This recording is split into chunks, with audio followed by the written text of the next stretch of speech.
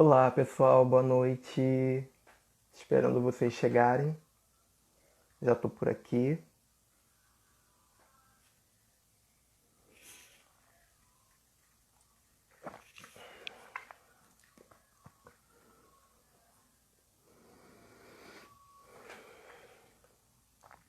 Oi, oi, oi. Já tô vendo algumas pessoas chegando. Vocês conseguem me ouvir bem? O som tá bom pra vocês?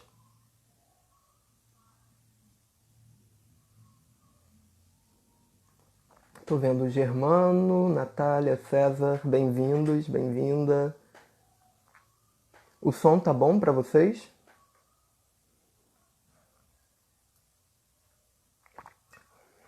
Vocês conseguem me ouvir bem?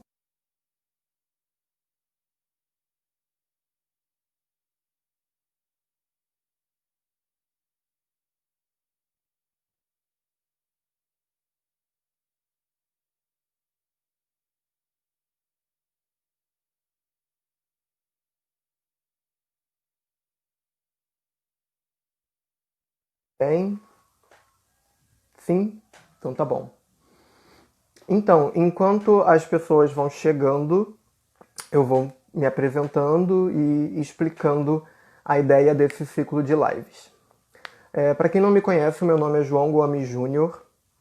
Eu sou historiador pela Universidade Federal Rural do Rio de Janeiro. Eu sou também mestre em História pela UF.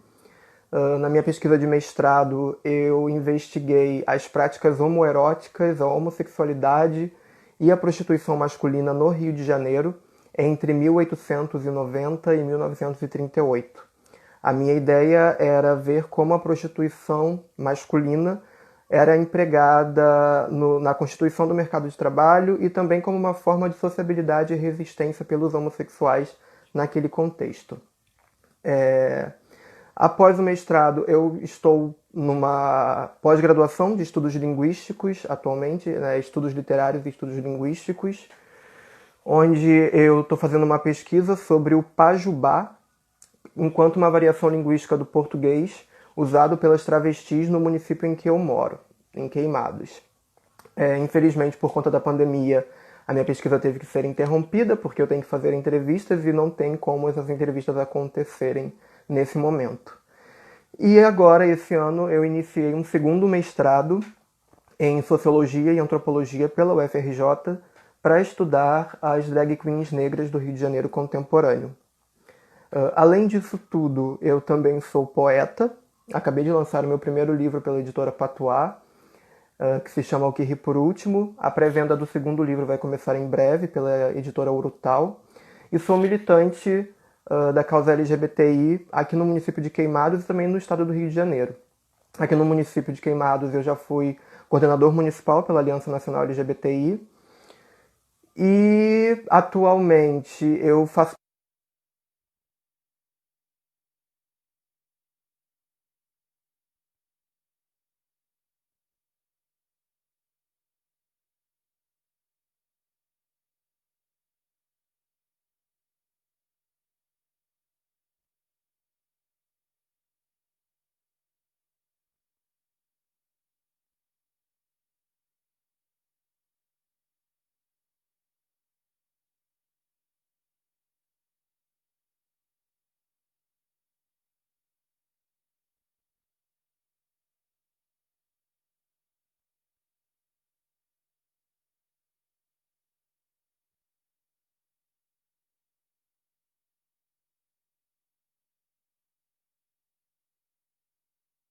outras fotografias de relação homoerótica, tanto entre homens como entre mulheres, enfim. E amigos começaram a me mandar e começou a surgir uma demanda de fazer um projeto de memória, né? Um projeto formal. E aí eu criei essa página aqui no Instagram, LGBTs de todos os tempos, em que semanalmente eu faço um TBT especial. E durante esse período de lives, né, de isolamento social,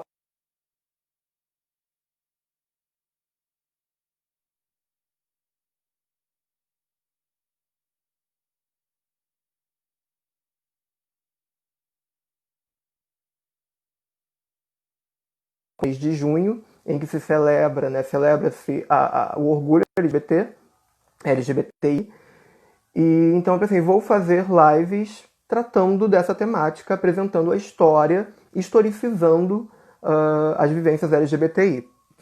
Bom, vocês podem conferir no feed a programação de todas as lives. Nessa primeira live, eu pretendo não me estender tanto, até porque eu não sou um estudioso de antiguidade, eu estudo época contemporânea, principalmente Brasil República, mas eu tenho algumas leituras sobre homoerotismo e práticas homoeróticas na antiguidade, e foi o que mais me chamou a atenção também durante a graduação. Nas poucas aulas de história antiga em que o professor falava sobre essas questões, para mim, no primeiro período,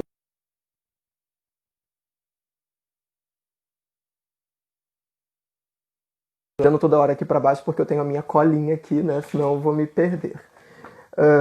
É mais um bate-papo. Eu não quero fazer algo tão formal, então eu não vou ser tão academicista, mas eu também não posso deixar de citar alguns conceitos e discutir alguns autores que são bem fundamentais para a gente entender esse contexto.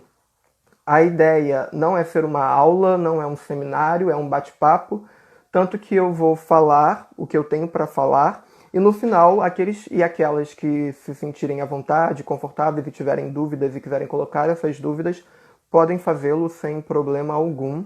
Eu vou tentar responder dentro dos meus conhecimentos para esse recorte histórico.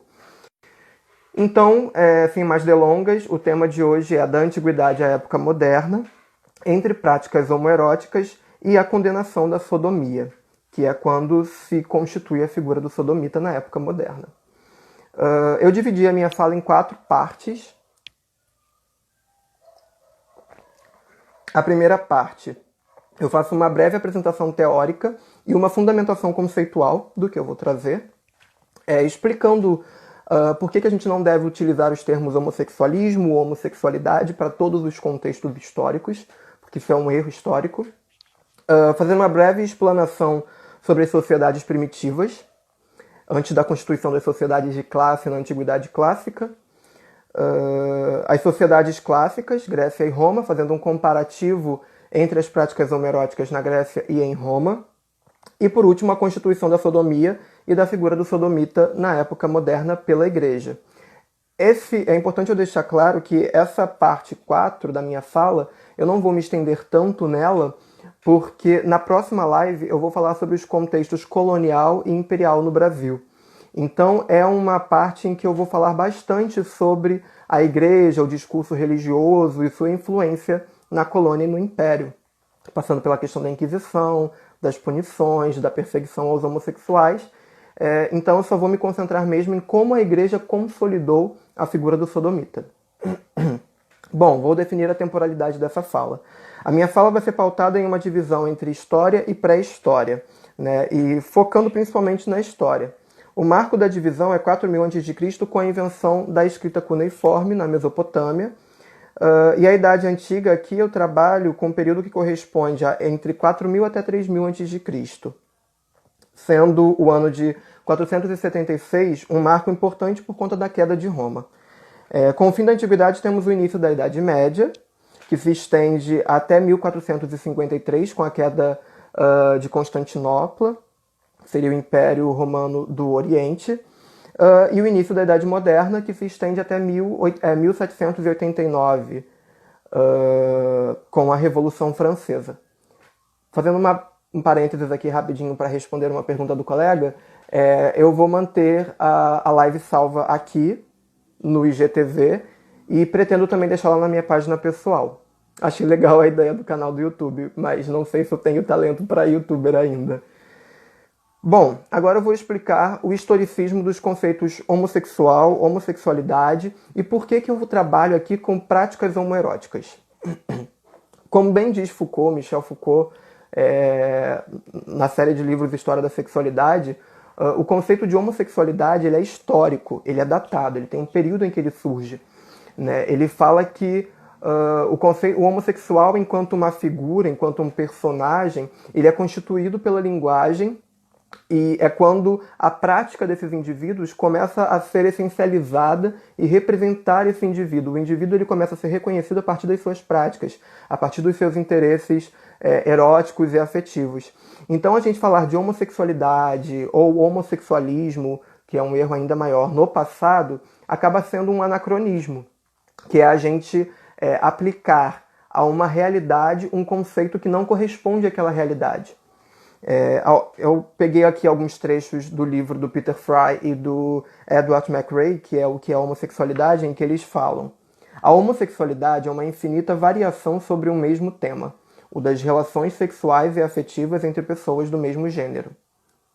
Ela é uma coisa na Grécia Antiga e outra coisa na Europa do fim do século XIX, e outra coisa ainda para os indígenas e povos originários.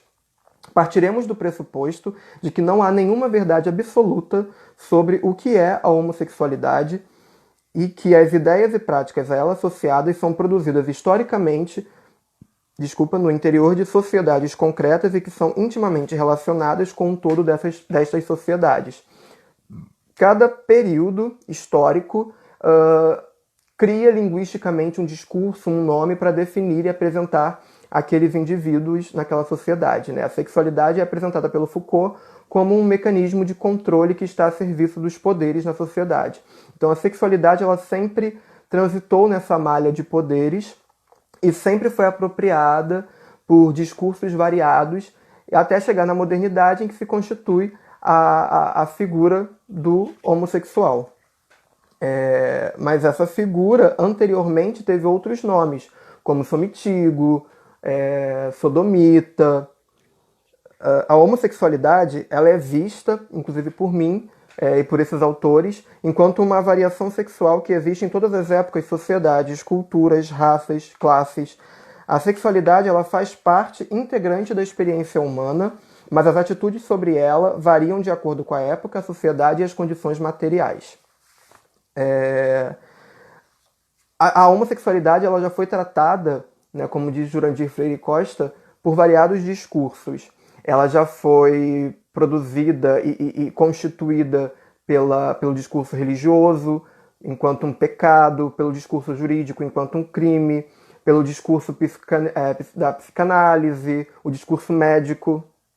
Já foi tratado pela literatura, já foi tratado pelo cinema, mas somente a partir do século XX que a homossexualidade ela começa a ser vista como um fator, não um fator, mas um acontecimento cultural e social. Né? A homossexualidade ela é uma variação de prática sexual e de interesse sexual e afetivo, assim como a heterossexualidade. A heterossexualidade ela não tem uma fundação natural, ela é construída socialmente, assim como a homossexualidade. Tem uma frase do Michel Pollack, que é um autor que está em um dos livros que eu vou indicar no final, que é muito parecida com a frase famosa da Simone de Beauvoir, não se nasce mulher. E o Pollack fala, não se nasce homossexual, aprende-se a sê-lo. Porque a homossexualidade, o indivíduo ele vai construindo a sua sexualidade, ele vai direcionando os seus interesses afetivos e sexuais, assim como a heterossexualidade. E aí eu trago agora um pouco sobre o que o Foucault fala do dispositivo da sexualidade, que são as práticas discursivas e não discursivas, saberes e poderes que visam normatizar, controlar e estabelecer verdades, entre aspas, a respeito do corpo e seus prazeres. É uma formação que surge para atender urgências de um determinado momento histórico a partir de contextos específicos. Esse dispositivo da sexualidade, dita aquilo que deve ser praticado e interfere nas subjetividades e nas construções individuais referentes aos prazeres e ao corpo. Uma pausa. E aí o Foucault retoma o que eu já falei com vocês anteriormente, que o dispositivo da sexualidade ele muda de acordo com a época e com cada época e cada sociedade. Mas desde a constituição das sociedades de classe patriarcais, é adotada uma concepção de sexualidade segundo um padrão fálico. E isso é muito importante que a gente fixe e a gente entenda. Até a nossa... Desculpa. Eu tô falando muito rápido porque a gente só tem 1 hora. E aí eu acabo embolando um pouco. Mas vamos lá. Até a nossa sociedade brasileira contemporânea, a sociedade ocidental como um todo, é uma sociedade que se estabelece, se funda sobre uma ideia da sexualidade fálica. Então a sexualidade ela é pensada sempre a partir da passividade e da atividade e do ato sexual enquanto um ato de penetração.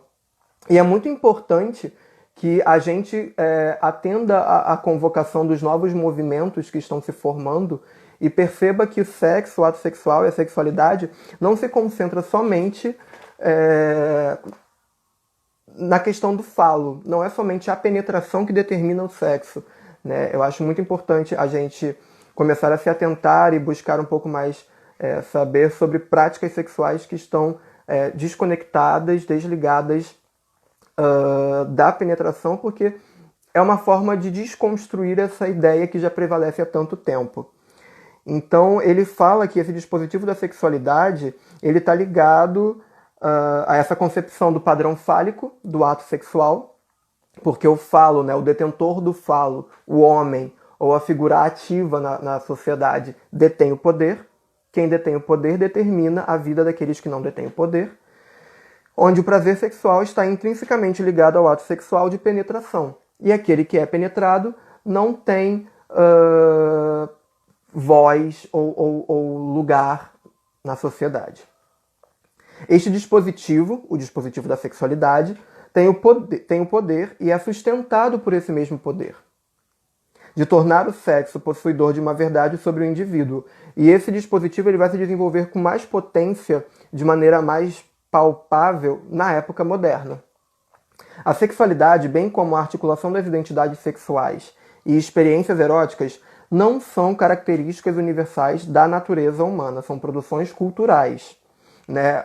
É importante que a gente também perceba que o que é erótico pra gente hoje, na antiguidade não era erótico. Por exemplo, a gente vive em uma sociedade que preza por corpos esguios, atléticos, magros, e na antiguidade não era o padrão de corpo visto como belo, como erótico em algumas sociedades, principalmente nas sociedades pré-históricas, em que o corpo obeso, gordo, era visto como uma referência à prosperidade, à fartura. Então essas noções de prazer, de afeto, de erotismo vão mudando de acordo com a sociedade, a cultura, o recorte histórico. E aí eu volto ao texto para trazer uma contribuição do Jurandir Freire Costa, que ele foi muito sábio, né, ao se aproximar do trabalho do Foucault, em que o Foucault investiga a história das sexualidades e fala da homossexualidade.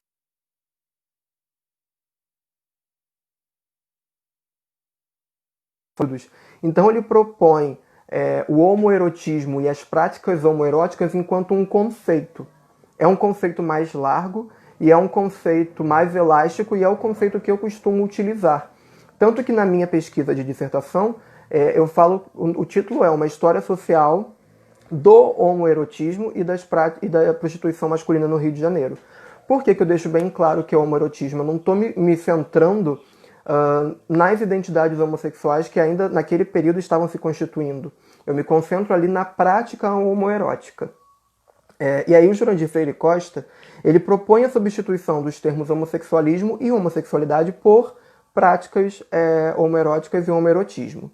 Primeiro que o homossexualismo, devido ao sufixo ismo, denota patologia, então não é utilizado desde a década de 80, principalmente 90, quando a OMS retira a homossexualidade, até então o homossexualismo, da sua lista de patologias. E aí começa a se adotar o termo homossexualidade. E aí o Jurandir ele fala, vamos utilizar o termo homoerotismo ou prática homoerótica. Porque as categorias que criam identidades sexuais não são universais, mas efeitos histórico-culturais produzidos pela linguagem. E aí é algo que o Foucault chama a nossa atenção, a Butler chama a nossa atenção quando a Butler fala sobre o gênero e a construção dos gêneros e dos corpos na sociedade. É como o discurso está a serviço de poderes determinados, e esses poderes detentores da linguagem e dos discursos criam esses indivíduos, essas categorias. Então, homossexualidade e homossexualismo são efeitos históricos culturais produzidos pela linguagem para designar o sujeito por partes do seu ser, por suas práticas, relações particulares de vida, transformando o que é um adjetivo em substantivo e essencializando o ser. Por isso nós falamos, e eu falo aqui nessa live, em práticas homoeróticas na antiguidade, porque na antiguidade a prática não era definidora do ser. E é importante que vocês fixem isso. Embora houvesse a recorrência de homoerotismo, essa ocorrência, essas práticas, elas não definiam o ser, o indivíduo. Essa definição, o indivíduo ele vai começar a ser definido por suas práticas, por seus interesses afetivos, amorosos e eróticos, a partir da época moderna principalmente. É errado, portanto, falar em homossexualidade na antiguidade? Não.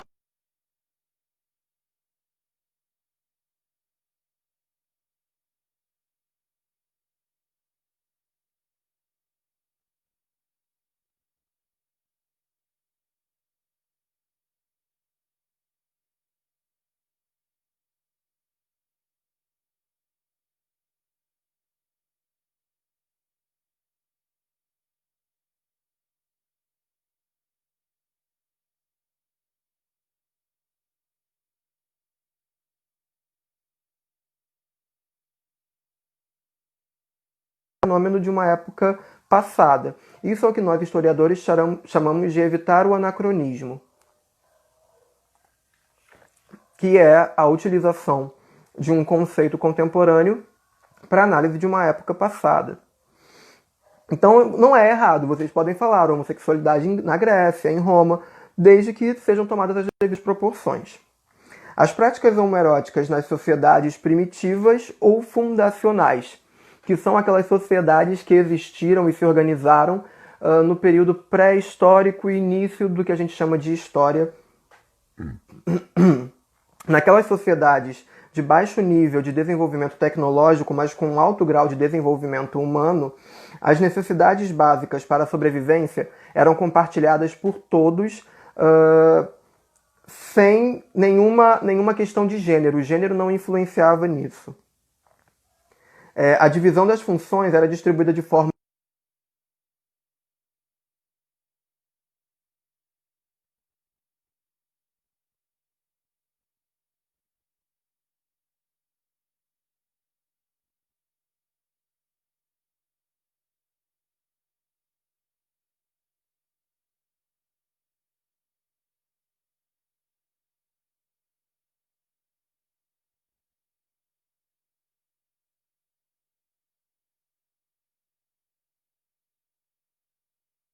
todos queriam sobreviver. Então a divisão de classes não existia, a divisão de gênero ela só era pensada como uma forma de organização, mas não havia uma determinação em que um gênero se sobrepunha ao outro gênero. A opressão às mulheres e a ascensão do patriarcado, do patriarcalismo, começou entre 4 e 8 mil anos atrás, com o desenvolvimento das sociedades de classe. O que, segundo Friedrich Engels, e aí esse livro do Engels é um livro que é muito importante para a gente entender esse contexto, que é a origem da família, da propriedade privada e do Estado, ele chama a nossa atenção para o fato de que as sociedades fundacionais eram especialmente matriarcais. Por quê? Naquele período, naquela época, a família ela se organizava ao redor da figura da mulher, da matriarca, e não ao redor da figura do homem. A mulher era aquela figura que ficava na sociedade, enquanto o homem saía para caçar e garantir o sustento da família, do agrupamento. Ainda não havia esse conceito de família, mas eu estou falando assim só para ficar mais fácil o entendimento. Tanto que a hereditariedade era vista a partir da mulher. O filho ele se relacionava com a mulher e não com o pai. Então o pai podia ter 20 filhos. Esses 20 filhos eles eram reconhecidos a partir da sua mãe e não a partir do seu pai. A divisão não se dava pelos gêneros, mas pelas funções exercidas. E aí eu lembro a vocês o texto clássico do Pierre Clastres, O Arco e o Cesto, quando ele investiga algumas sociedades primitivas, né, algumas sociedades originárias, quando ele analisa o grupo de mulheres fazendo os cestos e o grupo de homens que vão caçar o arco, e ele percebe que alguns homens ficavam junto com as mulheres produzindo cestos e não caçando. E essa produção determinava o lugar que aquele homem ocupava naquela sociedade. Porque os indivíduos eles não eram percebidos enquanto os seus gêneros. Não é porque o cara nasceu homem que ele vai ser caçador. Ou a mulher nasceu mulher, ela vai ter que ficar em casa. Eram as funções exercidas naquelas sociedades que determinavam o lugar que essas pessoas iriam ocupar. O que caracterizou as sociedades matriarcais, como eu acabei de falar, eram os laços maternais e não os laços paternais. A concepção de paternidade não existia naquele período.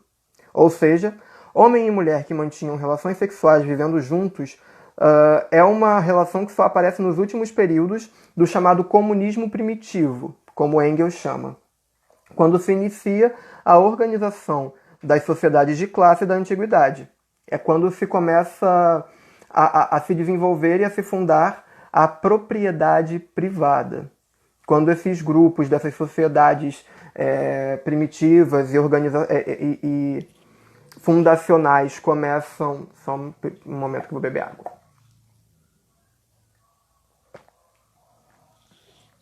Quando esses grupos, dessas sociedades primitivas e originárias começam a acumular muitos bens e a se estabelecer de forma mais fixa, começa a surgir a propriedade privada. E quem detinha mais propriedade? Os homens. Porque os homens eram aqueles que saíam para obter os bens. As mulheres tinham principalmente a função de organizar a sociedade. Então, como o homem ele ia e acumulava os bens, ele começa a ascender nessa sociedade primitiva e já clássica, acumulando bens. E essa sociedade essas sociedades, esses grupos que eram essencialmente matriarcais, começam a se tornar patriarcais. Engels postulou que no começo da sociedade humana e durante um período do comunismo primitivo, o comportamento sexual humano era caracterizado por relações promíscuas. Não havia a fixação de casais. Não havia o casamento, por exemplo, não haviam uniões. As uniões poderiam até existir, mas não era uma regra, né? Uma união duradoura entre casais de gêneros opostos, ou mesmo dos mesmos gêneros. E além dessas relações promíscuas, havia também o chamado casamento grupal, algo que até hoje é mantido em algumas culturas e em algumas sociedades. Segundo ele, segundo Engels, ciúmes e possessividade têm suas raízes na instituição da propriedade privada. Nesse ponto também é um ponto interessante para a gente pensar a nossa sociedade contemporânea. E daí a importância e por que eu sou tão apaixonado por história. Como que olhar para o passado nos permite analisar o presente e pensar em novas formas de atuar e organizar e modificar o presente. Nós vivemos em uma sociedade ocidental baseada, estruturada em relações monogâmicas, e uma das características mais nocivas desse tipo de união, eu posso levantar aqui essa questão, ainda o patriarcado e o machismo, porque o homem ainda se acha superior à mulher, e por isso a gente vê tantos casos de feminicídio, por exemplo. E é algo que é histórico. Quando a sociedade privada, a sociedade de propriedade privada começa a se organizar, o homem começa a acreditar que detém poder sobre os seus e as suas inferiores. E é algo que vem até os dias de hoje. Voltando aqui ao texto, eu vi que, uma pausa, o Thiago e o César falaram sobre estar travando o vídeo. Sinalizem para mim, por favor, se está, no geral, se está bom ou se tem algum problema. Talvez seja a minha conexão, não sei. se vocês estão conseguindo ver e ouvir bem a imagem, o som. Tá bom? Eu vou falando e aí vocês finalizam para mim aqui que eu tô lendo vocês falando também. E bem-vindos e bem-vindas a quem chegou agora. Voltando. Estava falando sobre a questão dos ciúmes e da possessividade como fenômenos que surgem, se constituem quando as sociedades privadas de propriedade privada se organizam. Na medida em que o desenvolvimento tecnológico produziu riquezas materiais acima das necessidades básicas e possibilitou a acumulação, houve uma transformação que foi fundamental nas relações humanas, o que resultou na formação da sociedade de clássicos. Isso aqui é marxismo purinho, gente, tá? Eu sou um historiador cultural, social, mas eu sigo muito a perspectiva do materialismo histórico. Por isso essa explicação.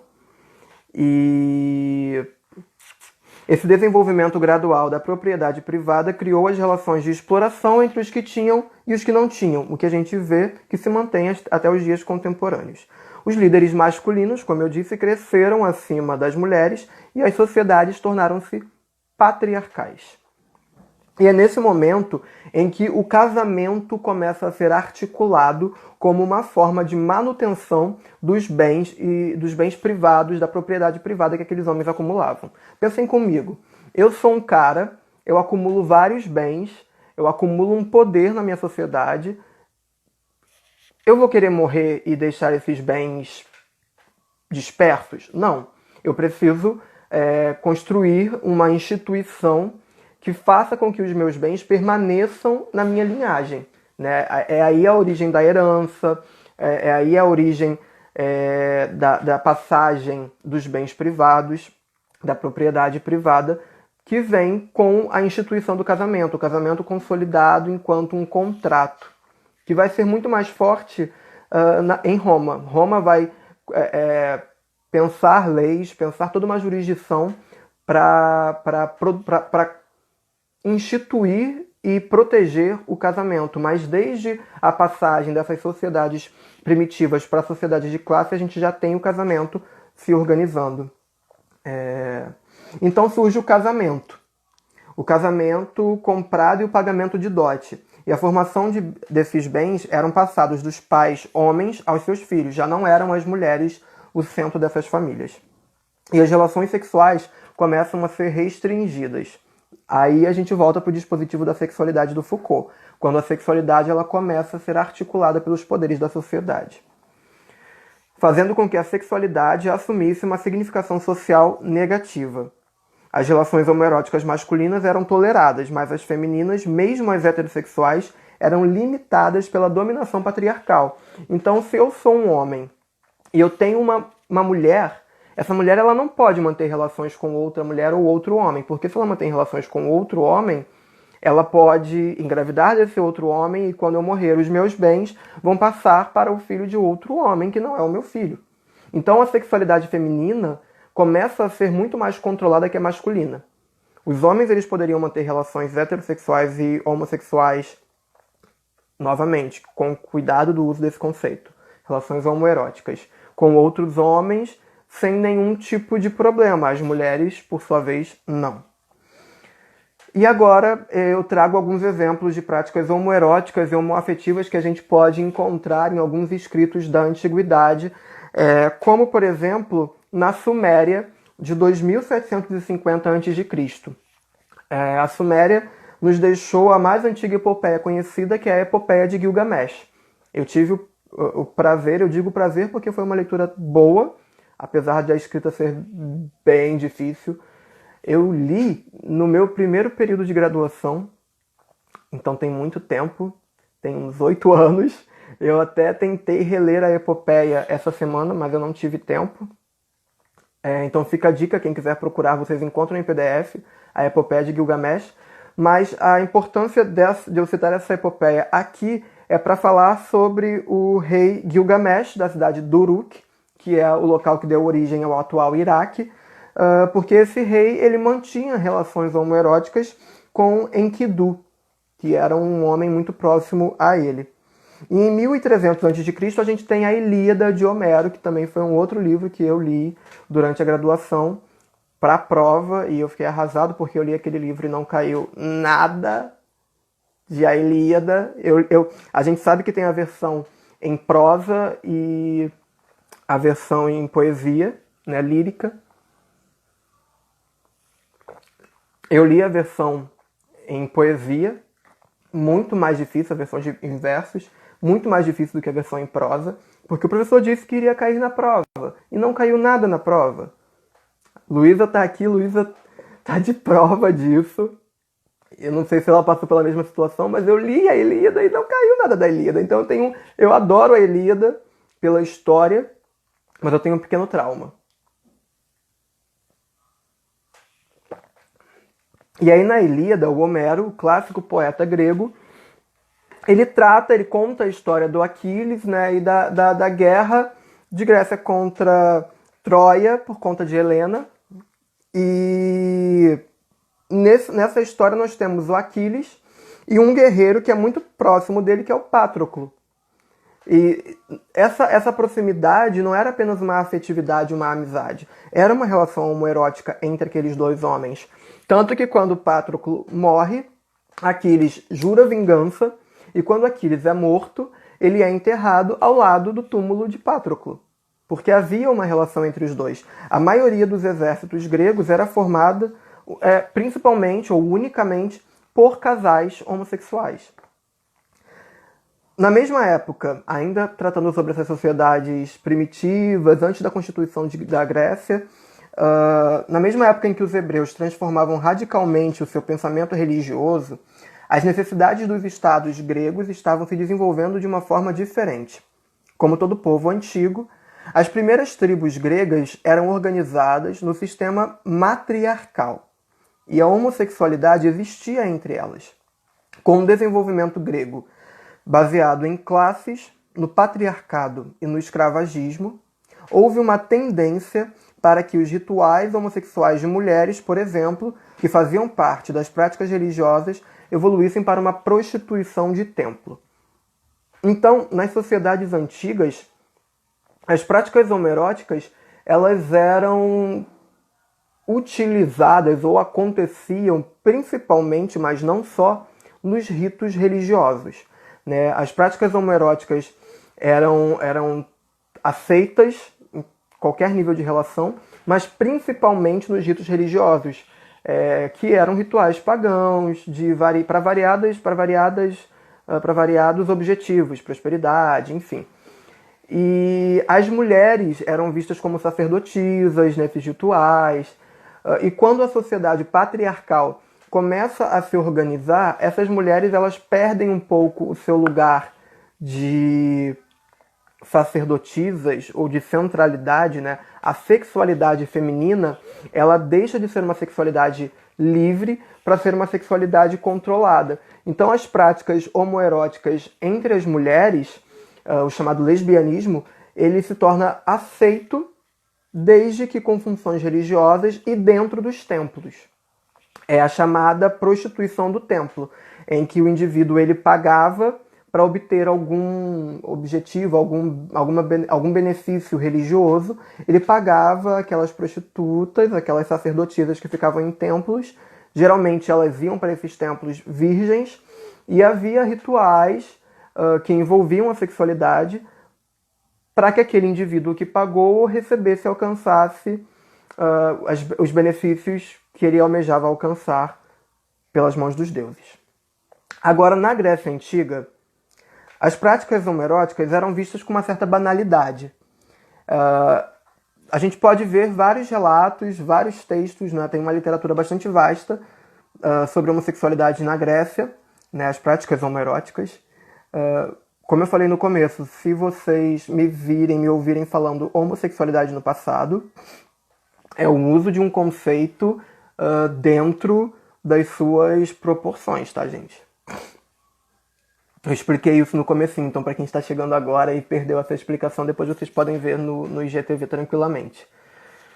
Na Grécia Antiga, as práticas homoeróticas influenciaram o desporto, né, os esportes, a literatura, a política, a filosofia, a arte, de todas as suas formas, o teatro e a comunidade em geral, contribuindo e influenciando um florescimento cultural e social. Platão, por exemplo, defendia publicamente que apenas o amor homoerótico poderia conferir ao homem grego a plenitude do seu potencial intelectual. A poeta Safo, cuja poesia tem sido retomada, relembrada contemporaneamente, e é uma poeta que vale a pena ser lida, embora grande parte da sua produção se perdeu. A poeta Safo, ela vivia na ilha de Lesbos, por volta de 6000 a.C., e ela escreveu várias líricas acerca do amor entre mulheres. E daí vem o termo lesbianismo, por conta do nome da ilha. Na Grécia helênica, a homossexualidade era comum na maioria das cidades-estado. Existiam exércitos, como eu falei antes, compostos unicamente por amantes homossexuais, como o Batalhão Sagrado de Tebas, que era formado por 150 casais homossexuais, ou seja, 300 homens, e foi invencível por mais de 30 anos. Por cerca de 40 anos, esse exército sagrado de Tebas foi invencível. E só foi destruído em cerca de 338 a.C. pelo exército macedônico do rei Felipe. As vitórias desse exército são vistas por alguns autores como a comprovação dessa filosofia do Platão, de que as relações homoeróticas eram o ápice do amor que um homem poderia viver. Porque, segundo Platão, a prática homoerótica a relação homoerótica criava entre os dois homens uma relação de fidelidade e confiança que trazia a bravura, o companheirismo e a confiança no combate que era necessário para vencer. Plutarco menciona, por exemplo, que as relações lésbicas entre as mulheres de Esparta eram igualmente comuns. Daqui a pouco eu vou falar um pouco sobre as diferenças entre Esparta e Atenas. Eu vou fazer um pedido para vocês. Eu estou sem relógio aqui. Nós só temos 1 hora para poder... Eu tenho só 1 hora, né, durante a live. Quando for assim umas 6h40, vocês me avisam, por favor. Alguém fala aqui, já são 6h40. Que aí eu dou uma corridinha ou então já vou estar terminando. A relação homoerótica entre os gregos, ela começa a se consolidar de forma mais coerente naquela sociedade ao longo do século V antes de Cristo, pelo vínculo entre um adulto... Rapidinho, vou responder aqui 2 pessoas. Tiago perguntou da bibliografia. Sim, eu vou deixar a bibliografia. E... Meu Deus, já são 6h47. Então, gente, se não der tempo de eu terminar, eu inicio a live novamente, tá bom? Eu termino essa e começo novamente. Porque eu preciso dar conta desse conteúdo todo. E a gente está entrando em Grécia agora, ainda falta Roma. A relação homoerótica ela foi estabelecida entre os gregos ao longo do século V a.C. pelo vínculo entre um adulto masculino, que era chamado de Erastes, e um jovem Herômenes.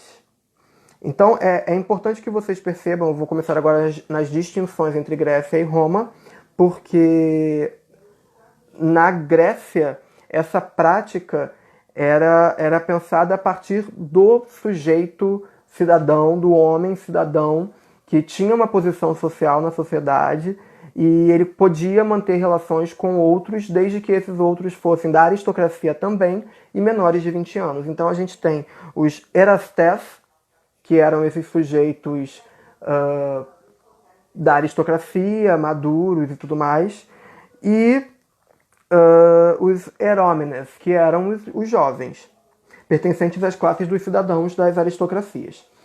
Essa relação era chamada de paiderastia. Daí a origem da palavra pederastia. Hoje em dia a pederastia é vista e é, de fato, uma doença, um problema, um crime, mas naquela época a relação, na Grécia, a relação homoerótica era mantida entre um homem mais velho, maduro, e um jovem com menos de 20 anos. Por quê?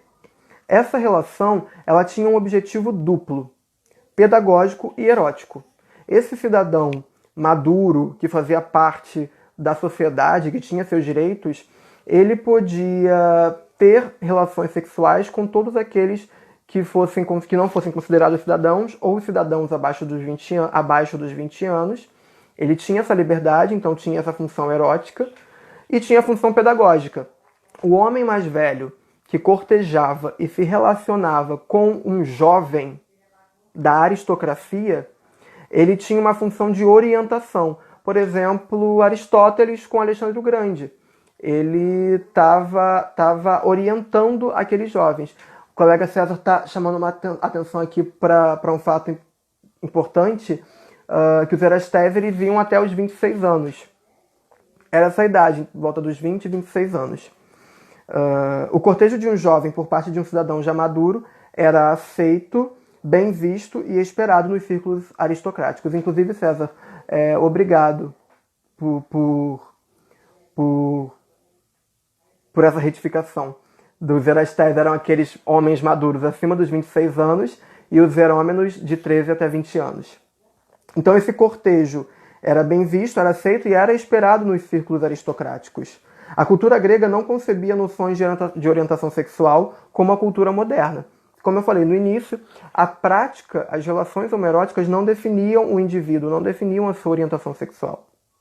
Os gêneros dos participantes das relações não eram distintivos dos comportamentos. O que se levava em consideração era o papel desempenhado por cada um no ato erótico, no ato sexual. Quem penetrava e quem era penetrado.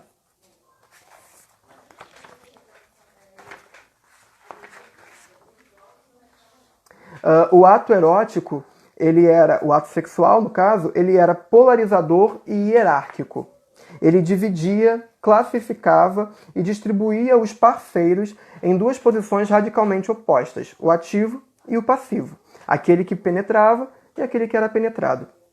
E essa relação erótica sexual, ela tinha consequências na organização social e política.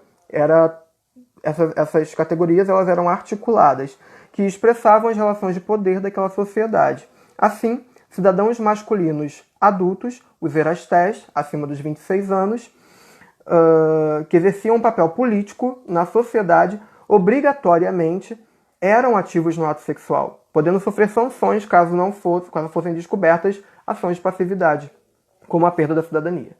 As relações eróticas eram legítimas com jovens cidadãos abaixo dos 20 anos, os herômenos de 13 até 20 anos, e com pessoas de status sociopolítico inferior, como mulheres, garotos, estrangeiros ou escravos, que não tinham participação política direta. O desejo erótico não era recíproco. O adulto era o sujeito que procurava e oferecia um caminho na sociedade, e o jovem era um objeto, não poderia haver uma relação de reciprocidade. Aos que ainda não haviam alcançado a cidadania, o consentimento, no caso aos herômenos, que ainda ficavam naquela faixa etária dos 13 aos 20 anos, o consentimento ao vínculo erótico só era visto como digno na medida em que aquela relação lhes desse a possibilidade de crescer e seguir os caminhos das virtudes cívicas, o que ocorreria pela convivência com o adulto.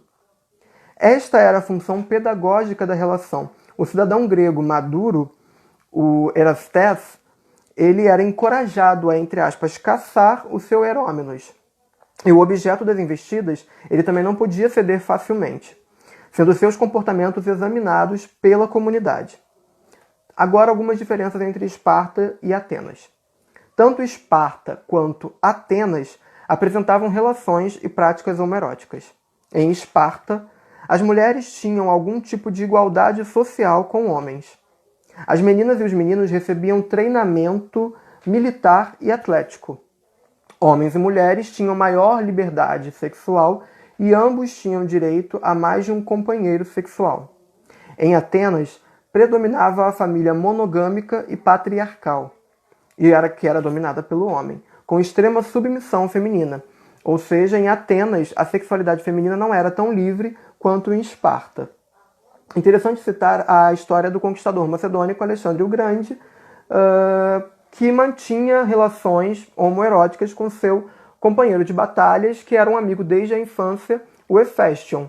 Ambos, tanto Alexandre quanto Hefestion, foram discípulos, alunos de Aristóteles e mantiveram a sua relação até a maturidade, até a morte do Hefestion, quando Alexandre ele conquista, ele vence, derrota o imperador Dário III, recebe de presente do grão-vizir Narbanazes, por volta de 330 a.C., vários presentes, entre esses presentes alguns escravos, como o escravo eunuco Báguas, com quem Alexandre o Grande começa a manter uma relação homoerótica.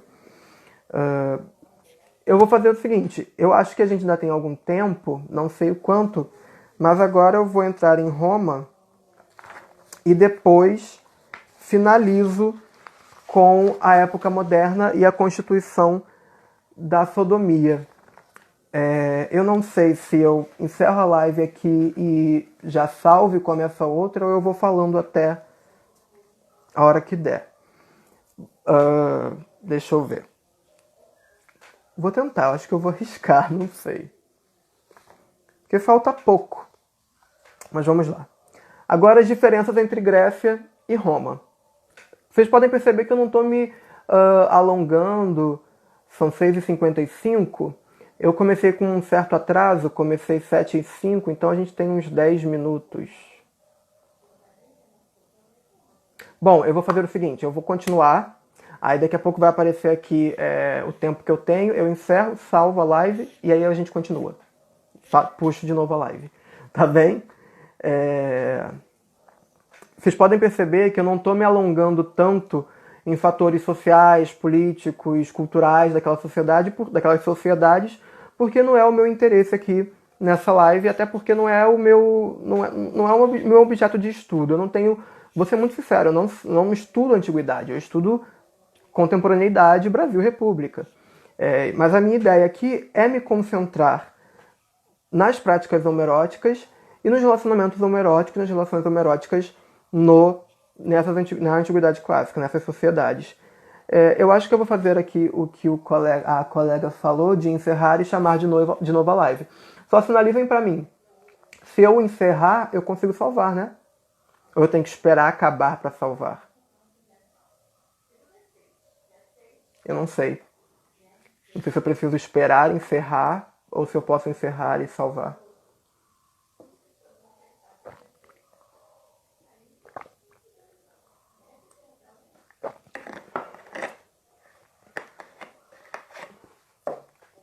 Eu tenho medo de arriscar aqui, de encerrar a live e não conseguir salvar. Bom, eu vou arriscar, pra gente ter mais tempo para poder falar. Eu vou encerrar, aí eu salvo e aí puxo novamente. Tá bom? Até já. Não saiam daí.